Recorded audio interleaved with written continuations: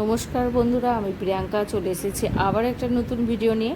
আজকে আমি আপনাদের সাথে শেয়ার করব চিংড়ি মাছের বড়া। এই গরম গরম চিংড়ি মাছের বড়াটা দিয়ে ডাল দিয়ে ভাত খেতে, গরম ভাত খেতে খুব ভালো লাগে।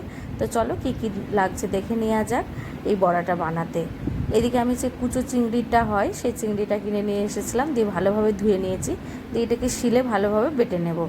এই যে দেখতেই পাচ্ছ আমি কতটা মিহি করে বেটে নিয়েছি। এর মধ্যে দিয়ে দেবো একটুখানি পেঁয়াজ কুচি, অল্প কাঁচা লঙ্কা কুচি, আর বড় এক চামচের মতন কর্নফ্লাওয়ার, অল্প সামান্য হলুদ, আর দেব একটু রসুন বাটা, আর দেব 1 চামচ বেসন,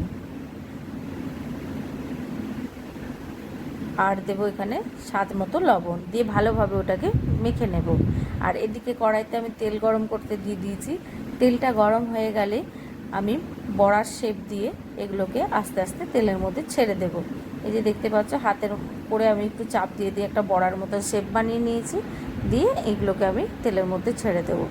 এরপরে বড়াটা যখন ভাজবো কম আঁচে এগুলোকে লাল লাল করে দুদিকটা ভেজে নিয়ে নামিয়ে দিলেই রেডি আমার চিংড়ি মাছের বড়া। এটা গরম ভাতের সাথে, ভাত ডালের সাথে বানিয়ে খেয়ে দেখবেন, অবশ্যই খেয়ে দেখবেন। আর খাওয়ার পরে আমাকে অবশ্যই কমেন্ট করবেন, কমেন্ট করতে কিন্তু ভুলবেন না। আর আমার ভিডিওগুলো যদি আপনাদের ভালো লাগে অবশ্যই লাইক করবেন, কমেন্ট করবেন, শেয়ার করবেন। এখানেই আমি আমার ভিডিও শেষ করলাম। নমস্কার।